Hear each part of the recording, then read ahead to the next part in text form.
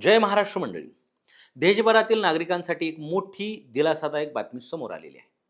गेल्या काही आठवड्यांपासून LPG सिलेंडरची टंचाई, गॅस वितरणातील अडचणी आणि पेट्रोल डिझेलच्या वाढत्या किमतीमुळे सर्वसामान्य नागरिक त्रस्त होते. मात्र आता परिस्थिती पूर्णपणे बदललेली आहे. इराण अमेरिका करारानंतर होर्मुझची खाडी पुन्हा खाली झाली आहे आणि भारतातील पेट्रोलियम पदार्थाचा पुरवठा पूर्ववत झालेला आहे. LPG सिलेंडरची टंचाई जवळपास संपुष्टात आलेली आहे. पण आता सर्वात मोठा प्रश्न असा आहे, पुरवठा सुरळीत झाला, मग पेट्रोल, डिझेल आणि गॅस सिलेंडर स्वस्त कधी होणार? सरकार दर कमी करणार का? की अजूनही नागरिकांना महागाईचा सामना करावा लागणार? तर मंडळी, आजच्या व्हिडिओत आपण पाहणार आहोत देशातील गॅस टंचाई संपल्यानंतरची संपूर्ण इनसाइड स्टोरी. नमस्कार मंडळी, मी PK भांडवलकर आणि तुम्ही पाहत आहात सत्ता मंच. बातमी नव्हे तर बातमी मागचं विश्लेषण. चला तर मग मुद्देसूद पाहूया नेमकं काय घडलंय. मुद्दा नंबर 1, गॅस टंचाई पूर्णपणे कशी संपली? इराण आणि अमेरिका यांच्यातील यशस्वी करारानंतर जगातील सर्वात महत्त्वाचा तेल मार्ग मानली जाणारी होर्मुझची खाडी पुन्हा खुली झालेली आहे. जगातील मोठ्या प्रमाणातील कच्चं तेल आणि नैसर्गिक वायू याच मार्गाने वाहतूक होते असल्यामुळे या मार्गावरील अडथळ्यांचा थेट परिणाम भारतासह अनेक देशांवर झाला होता. मात्र आता हा मार्ग पुन्हा सुरू झाल्यामुळे तेल आणि गॅसचा पुरवठा सुरळीत झालेला आहे. परिणामी भारतात LPGचा बॅकलॉग केवळ 3.1 दिवसावर आला असून सिलेंडरची टंचाई जवळपास संपलेली आहे. मुद्दा क्रमांक 2, सरकारने नेमकी कोणती गुड न्यूज दिली?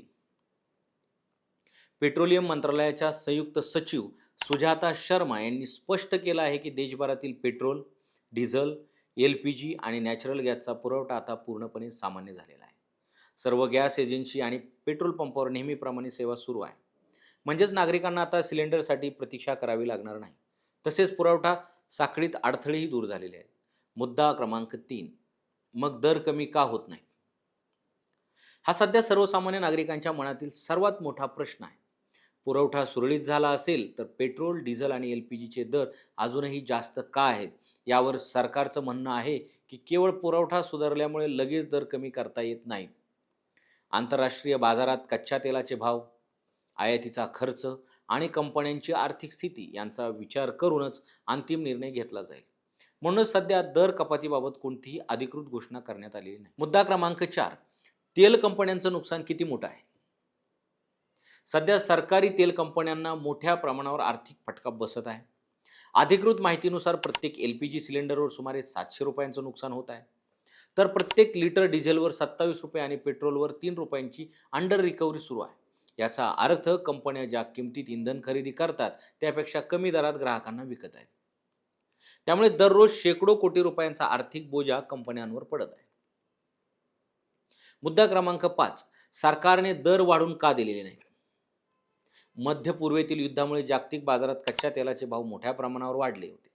जर ही वाढ थेट ग्राहकावर टाकली असती तर पेट्रोल, डिझेल आणि गॅस सिलेंडरचे दर आणखी महाग झाले असते. मात्र सर्वसामान्य नागरिकांना दिलासा देण्यासाठी सरकारने देशांतर्गत दरांवर नियंत्रण ठेवण्याचा निर्णय घेतला. यामुळे कंपन्यांचं नुकसान वाढलं असलं तरी ग्राहकांना मोठ्या दरवाढीपासून वाचवण्यात यश आलंय. मुद्दा क्रमांक 6, 60,000 कोटींचा बोजा म्हणजे नेमकं काय?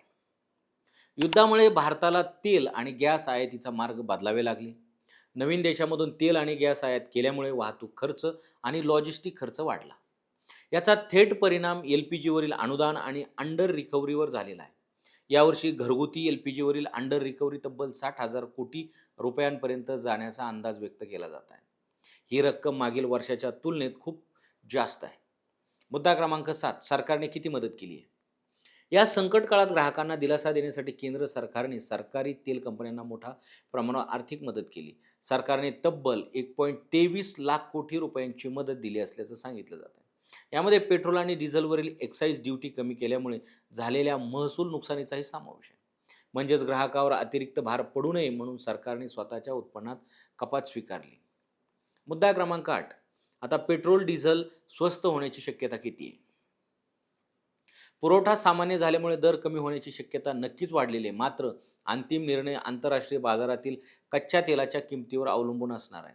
जर तेलाचे जागतिक दर आणखी कमी झाले आणि पुरवठा स्थिर राहिला तर येत्या काही आठवड्यात सरकारकडून दिलासादायक निर्णय घेतला जाऊ शकतो. परंतु सध्या तरी कोणतीही अधिकृत घोषणा झालेली नाही. मुद्दा क्रमांक 9, सर्वसामान्य नागरिकांनी काय अपेक्षा ठेवावी? सध्या सर्वात सकारात्मक बाब म्हणजे पुरवठ्याची समस्या पूर्णपणे दूर झालेली आहे. म्हणून सिलेंडर उपलब्धता, पेट्रोल पंपावरील पुरवठा किंवा गॅस वितरणाबाबत नागरिकांना चिंता करण्याची कारण नाही. आता सर्वांचं लक्ष फक्त एका गोष्टीकडे आहे, ते म्हणजे दर कपात. मुद्दा क्रमांक 10. या संपूर्ण घडामोडीचा सर्वात मोठा संदेश काय? गॅस टंचाई संपली असली तरी इंधन बाजारातील आव्हान अजूनही संपलेलं नाही. पुरवठा आणि किंमत या दोन्ही वेगळ्या गोष्टी आहेत. आज पुरवठा सुरळीत झाला आहे, पण दर कमी करण्यासाठी आंतरराष्ट्रीय बाजारातील स्थिरता आणि कंपन्यांची आर्थिक परिस्थिती सुधारणं गरजेचं आहे. म्हणजे सध्या नागरिकांना दिलासा मिळाला असला तरी स्वस्त पेट्रोल, डिझेल आणि गॅससाठी अजून काही काळ वाट पाहावी लागेल. या संपूर्ण घडामोडीकडे पाहिल्यास 3 गोष्टी स्पष्ट दिसतात.